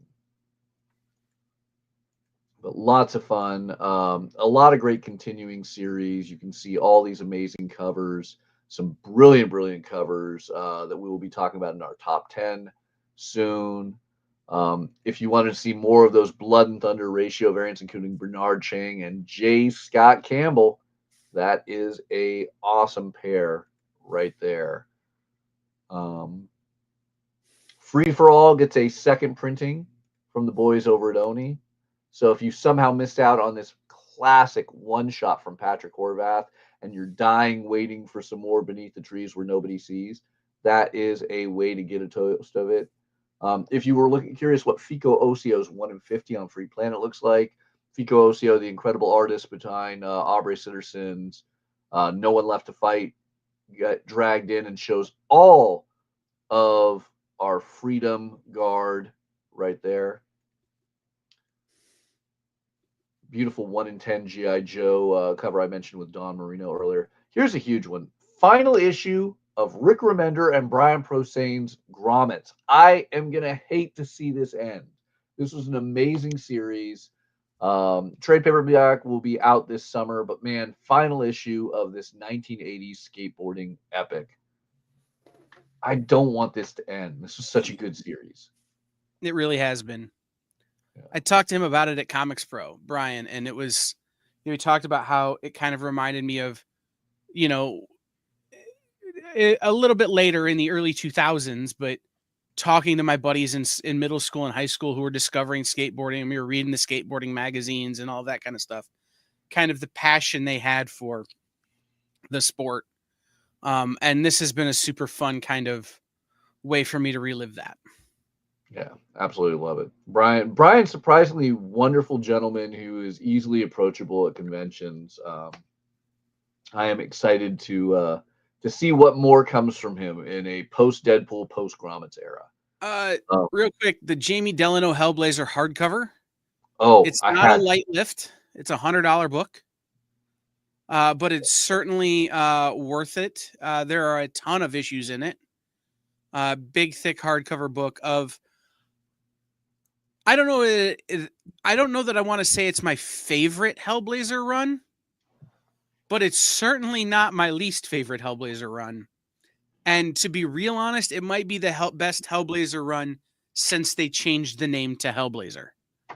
So I am going to say it is the best Hellblazer run. I am such a huge Jamie Delano fan. My favorite Hellblazer story ever is The Horrorist, and I actually had to turn on my camera so I could pull off the piece of artwork I own by David Lloyd of The Horrorist. This is actually on my wall at all times there. But man, David Lloyd kicked butt on this. It is one of the best the best Hellblazer stories you will ever read. It was a 2-issue miniseries, long out of print, and it is going to be in that omnibus. It is worth getting just to read The Horrorist. Amazing. Again, everybody comes to Constantine a little differently. Again, I liked some of the very early John Constantine title. I think that might be my favorite version, but this Jamie Delano's version is certainly top 2. So, yeah. No, I mean, the only thing this is missing, because trust me, it has everything. It even comes with Jamie's return in Hellblazer 250 after going, decades of not writing Hellblazer. The only thing that I'm bummed that it is missing is it doesn't have that incredible. You're going to get issues 23 through 40. You're not going to have the Neil Gaiman issue, unfortunately, but you're going to get all of Bad Blood. You're going to get The Horrorist. You're going to get Pandemonium, which was a original graphic novel he did in the 2010s. For $100, this is a must-own for a Hellblazer fan. I think the issue you're worried about missing is in volume 1. Oh, is it? Oh, I think. Very cool. I assumed it was just out because it was Jamie Delano only. No. Okay. I would have to walk across the hall. I'd have to walk next door and pull out the hardcover volume 1 to be sure, but I think it's in volume 1.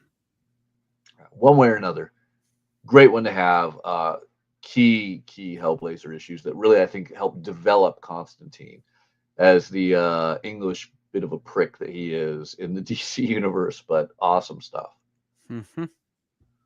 All right. A lot of great continuing books, everything from JSA to Justice League. I do love that we have a return of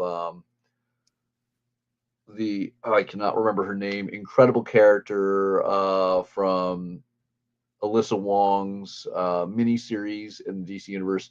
My mind is so out of it. I have run out of Coca-Cola and I am not awake. But yes, wonderful Cliff Chang AAPI Heritage Month cover. We're going to see some really great AAPI Heritage covers from DC throughout the next FOCs. LA Strong, the wonderful charity book that raised money for those who lost a lot, if not everything, in the LA fires. Not even a second printing, just a B cover that we're going to be getting by Wando. So if you missed out on this, this is a great book to support because it helps support those who lost houses, lost community, lost everything in the LA fires.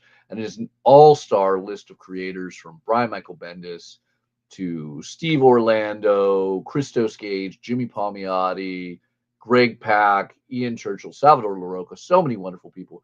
You know, not just people who live in LA. I mean, you get people who live in LA, lived in LA, but you're getting people from all over the world, from Paul Cornell in England, Rian Gonzalez in the Philippines, Brian Michael Bendis in the Pacific Northwest. I mean, this is an incredible all-star collective of comic creators. A great book, an amazing read, and at $10, you know there is money going to directly support those who suffered because of the LA fires. So, awesome one there. Then we get Money Shot from Vault. I know you're not the hugest fan of Money Shot, Kyle, but I always got to say it is adult pornography-driven idiocracy. It is a hilariously goofy book, and we are joined by Tim Seeley is continuing to write it along with Patton Oswalt, famous comedian, on this. Like we've talked about, all comics aren't for everybody. And this is just one that, like, again, as much as I like Sex Criminals and as much as I like other stories in this vein, this one didn't hit me the way the others did. That's not to say there's anything wrong with it. That's not to say it's a bad book. In fact, I think it's probably one of the best comedy books on the market today.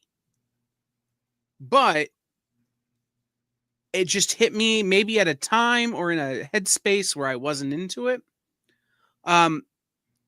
That said, there is one of these that I will be buying beyond the shadow of a doubt. Well, let's talk about that when we get to the top 10. Well, no, there are a couple of them that I'll be buying beyond the shadow of a doubt. But yeah, the Garth Graham, the original cover, the resolicit, I love. The one we're going to talk about in the top 10. And then again, there's a Garth Graham black bag variant that I will probably grab as well, just because I think it's a cool cover. Yeah. So I will say a cool thing that they're doing. The black bags have always been solicited as just what the bag is going to look like, as you can see here. And you wouldn't get to see the artwork by the incredible creators. Unfortunately, with the Tula Lotay, we still just see the black bag. You do not see Tula Lotay's art. But they finally figured it out, as you can see with the Garth Graham cover here, where they have censored it, as you can see with that censorship warning there. And they have stricken out the naughty bits in black, but you get to see actually what you're going to be getting eventually uncensored nowadays. And that is, I think, a cool thing. If you were always curious what was in those black bags, now you can go to lunardistribution.com and you can get a hint of it, just slightly censored. Right. I like Garth Graham's art. Yeah. So that's, again, I will buy a book that I don't love reading or that I don't think is maybe a for me reading because I love the art that's in it. Yeah. So again, continuing on, check out Lunar Distribution to see everything that's on FOC this week. We have the second issue of Plague House, more incredible Poison Ivy, because that has been a big one. But one I have to focus on is the incredible Jimmy Palmiotti and Dave Johnson's Pop Kill. A crazy story of two soda companies warring. I say that hilariously because, we started the show with me and Kyle showing off our horrible sodas of Coke to Mountain Dew. We're never going to get sponsorship from the Pepsi Cola company, I'm certain. But this is a hilarious and amazing comic I mean, Kyle. I've switched. We've switched. Okay, less caffeinated in the way of Sunkissed. But Yeah. Pop Kill. Pop Kill's amazing. Yeah, no, I've been really loving this book. Issues 1 and 2 have been great. We had Jimmy on the air talking about it. We're going to talk about the cover that I ordered in our top 10. So I don't really want to go too deep on it, but the idea that the end of We Didn't Start the Fire could inspire a comic series by Jimmy Palmiotti is always a super fun sort of thought that I have when I read this book. The Cola Wars have never felt more real. Yeah.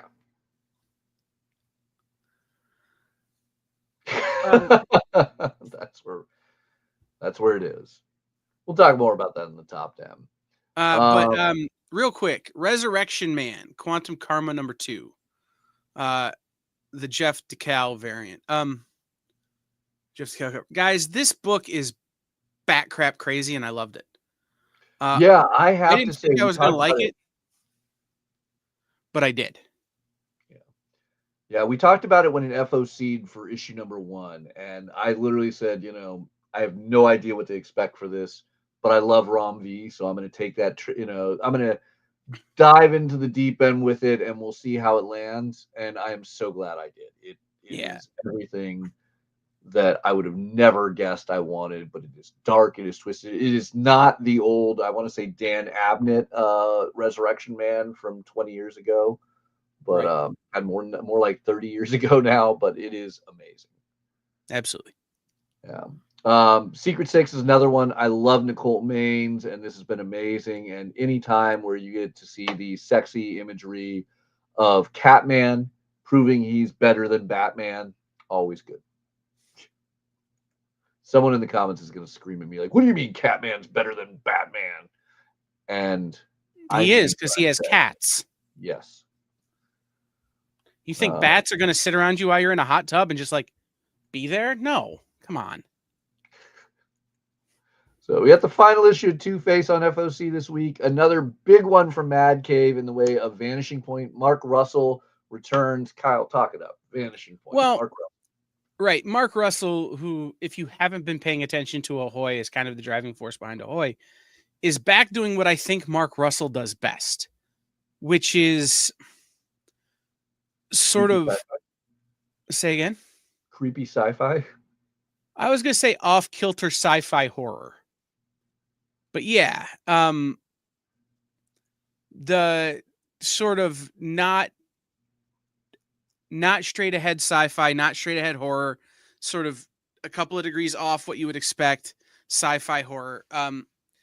And the thing about pairing him with Juan Doe is that you can really create a lot of storytelling in the art because of the way Juan works. So I haven't read this one yet. It's downloaded and ready to be read for me from the Mad Cave Hub, but I haven't read this one yet, but I'm very excited about it because, again, Mark Russell does a lot of goofy, funny comedy bits over at Ahoy.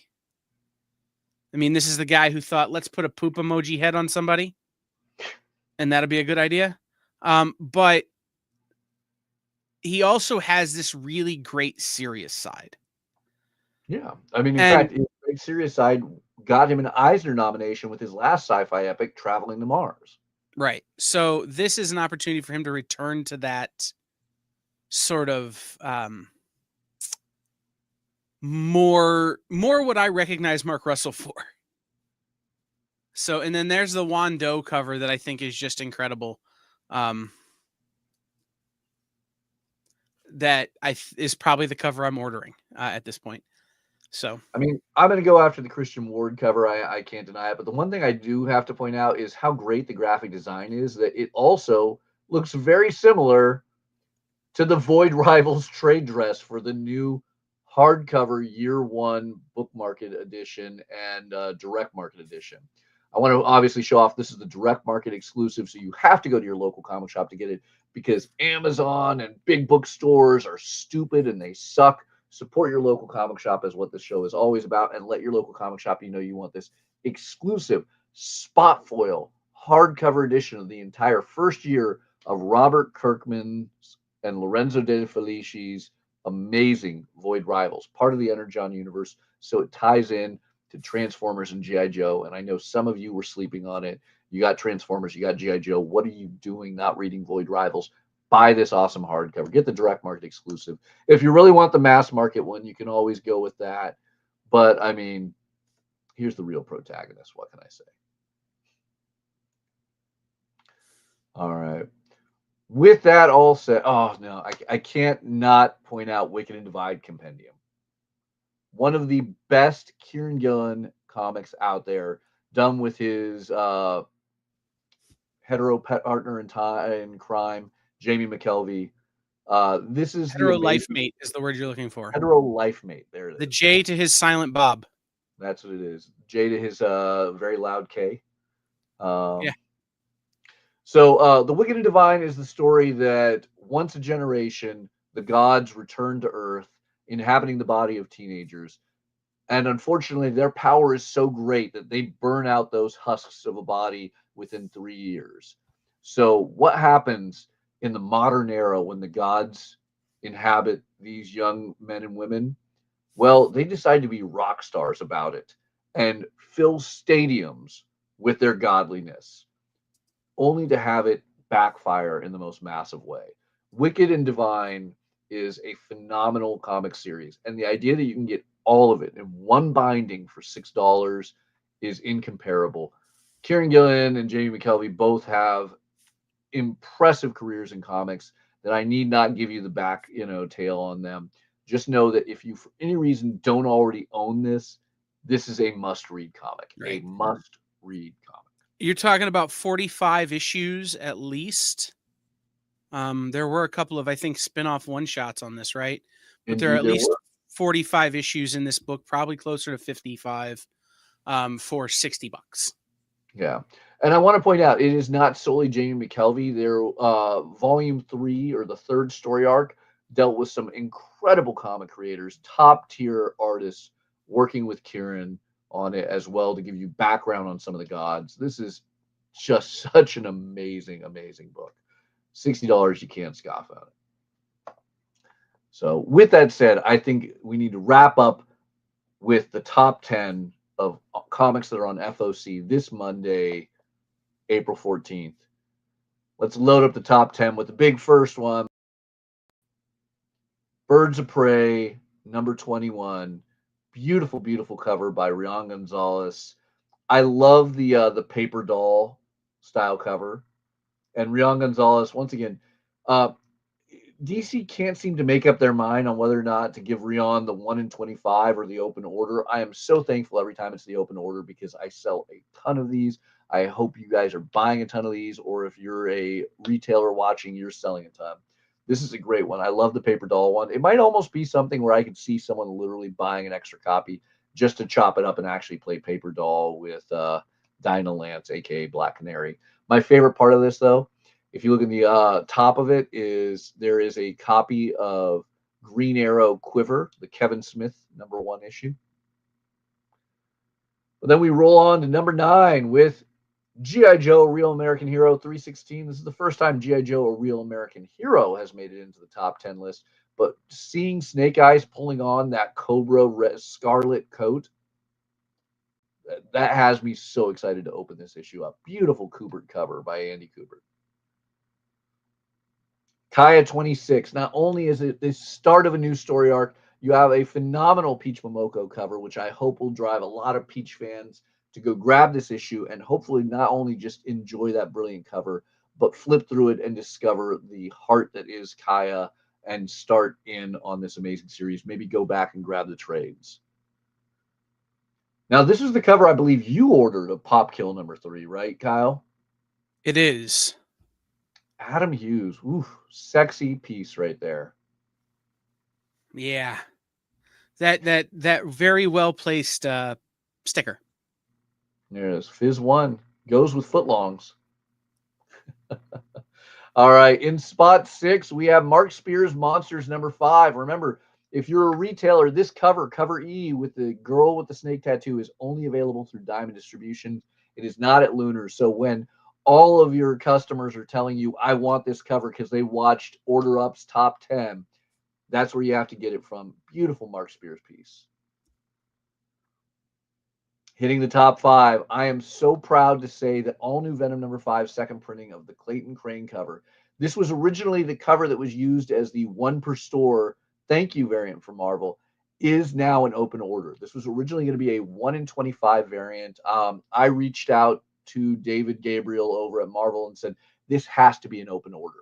So many of us have the first printing red herring covers that Clayton Crane did, showing all the other potential identities of Venom. And it was not Mary Jane. We need this to complete our collection.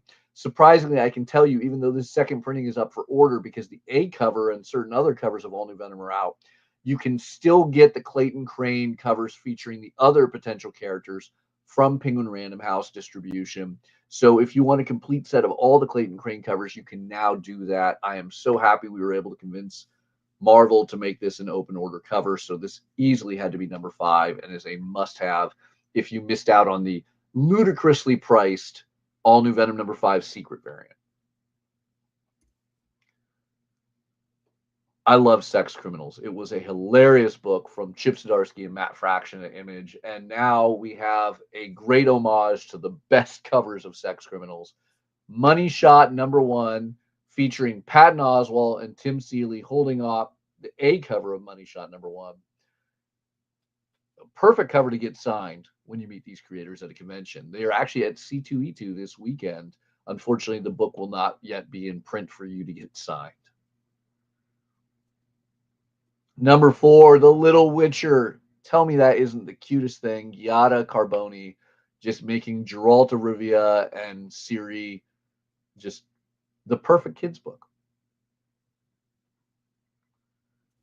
Then in number 2, we have Gudahiro doing Gwenpool. It is the new evil Gwenpool ripping up the first one. How many times has She-Hulk threatened to rip up your first issue of one book or another? Finally, we have the character that will do it in the evil Gwenpool that will be taking on Gwendolyn Poole. I love this Gudahiro cover. I think that was your favorite pick for the Gwenpool covers, right? It is. Yeah. I think I'll probably wind up with about 3 covers of Gwenpool, but this one is certainly the one I find the most likely to stay in my collection. Yeah, and then on top of that, you get Gwendolyn Poole hanging on. You have our awesome Hawkeye on there, Spider-Man, and Jeff the Land Shark, all who appear in the issue, making sure they get a proper cover appearance. And then number 1, look, Mark Spears regularly gets into the top 10, but for me, and I think I'm not alone on this, I think Kyle is with me, Derek Chu's Space Ghost Johnny Quest Space Quest cover is the cover to own. Absolutely. Yeah, absolutely amazing one. There are a couple of really great covers for this one, but the Derek Chu there is really, I think, heads and tails above the rest. Absolutely love it. It's going to make me grab it right off the shelf, pop it open so I can read this amazing Joe Casey story. But Derek Chu's cover is the one that did it for me. So what covers are you grabbing? Those were our top 10. Make sure you throw out in the comments. Let us know. But particularly put that list together and let your local comic shop know sooner rather than later. All these amazing comics on Final Order Cutoff this Monday, April 14th. So let your local comic shop know as soon as you can what books you need, what covers you want, so you can have them guaranteed waiting for you behind the counter when you come in to pick them up in 3 to 4 weeks. Right. Absolutely. If you guys added something to your pull list today that you hadn't already planned to order because of the show, make sure you throw it in the comments so we can know about it. Make sure you head into your local comic shop to place your order. If you don't have a local comic shop, Matthias is happy to help you. You can fill out the form that I am putting in the comments now if there's something you'd like to order. And Matthias will be happy to help you. We will be back later today with Nick's original art show, with Friday Night Live from Comics Unlimited with Nancy McCann. And Monday, we will be back with our full slate of shows next week. So we will talk to everybody next time. All right. Thank you guys for watching.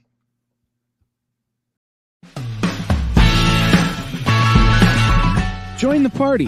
Head over to our link tree to find all the links for everywhere the experience is all the time.